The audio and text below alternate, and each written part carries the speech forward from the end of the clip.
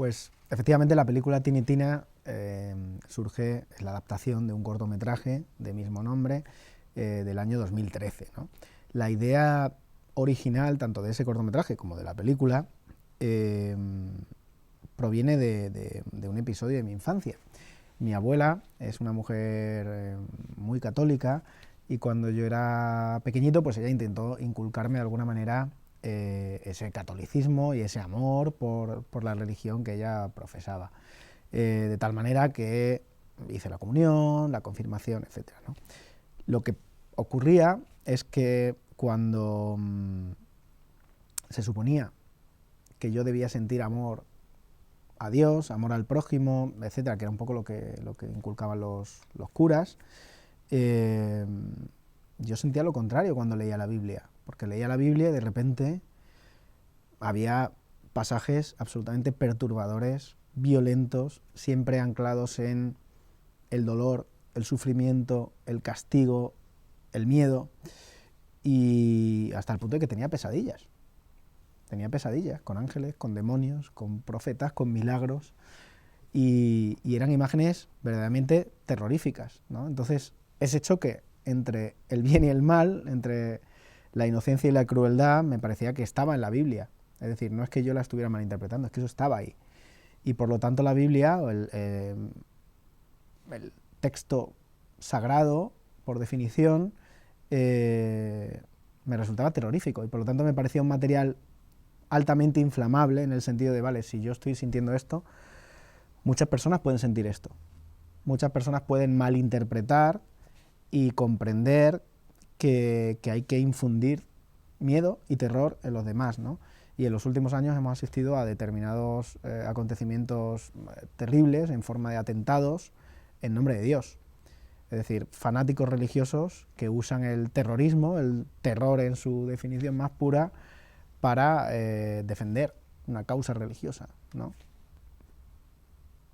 Sí, efectivamente, Tiny Tina es una película diferente, no, es algo que no se puede ocultar. Es diferente en muchos sentidos, ¿no? De alguna manera, a mí me interesa el cine como juego, y a la hora de decidir qué película quiero hacer o qué proyecto quiero afrontar, me gusta ponerme en la piel del espectador, de quiero sentir algo que todavía no haya sentido en una sala de cine, ¿no? De hecho, mis cortometrajes, cada uno a su manera, proponían una experiencia muy diferente en la sala de cine y jugaban con determinados artilugios, en ocasiones narrativos y en ocasiones quizá más puramente experimentales, en el nivel de experiencia en la sala de cine, y en la película pues es lo mismo, ¿no?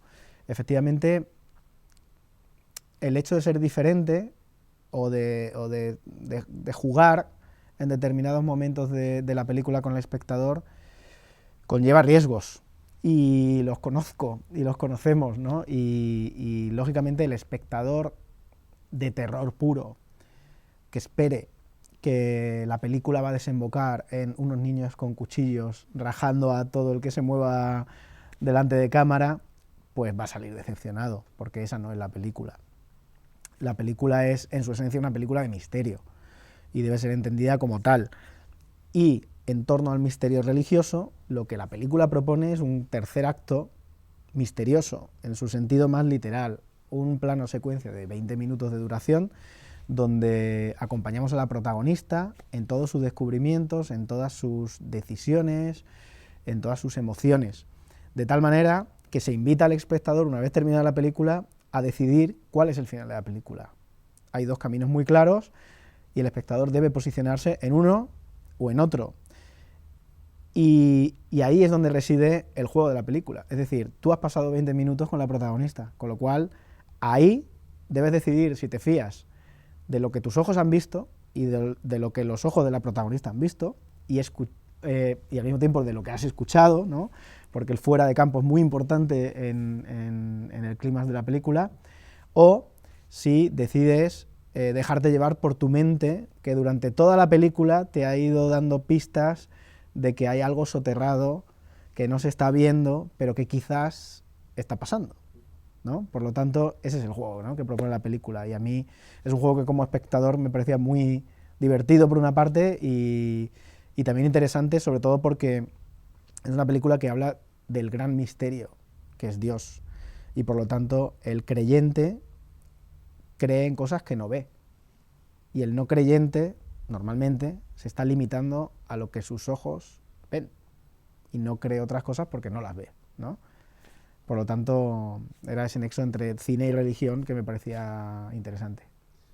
En el año 2013, cuando se estrenó el cortometraje Tinitina, tuvimos la suerte de que fue un cortometraje muy exitoso en festivales. Se exhibió en más de 200 festivales, que es una barbaridad, y tuve la oportunidad de viajar mucho a diferentes ciudades, en diferentes países, en diferentes continentes, con diferentes espectadores y culturas, ¿no?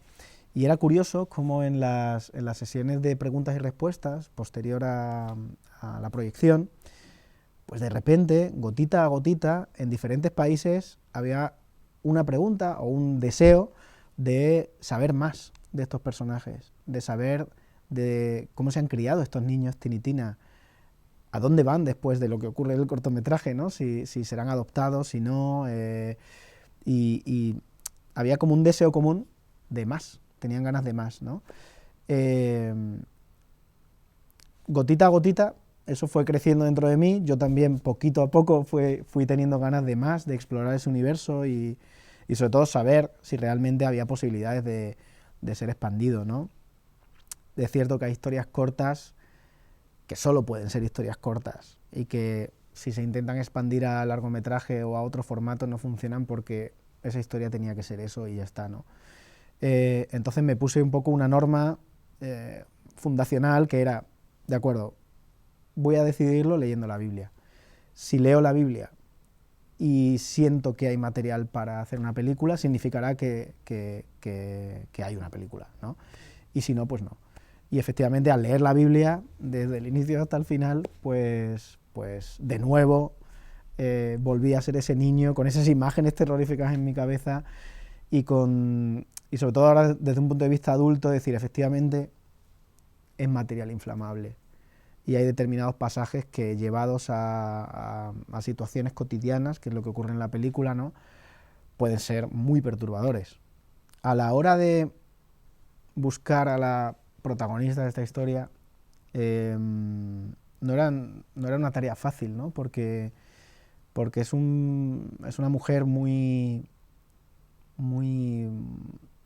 sufridora, que ha tenido muy mala suerte en la vida realmente, porque le han ocurrido unas tragedias terribles y muy importantes, y por lo tanto es una mujer anclada en el dolor.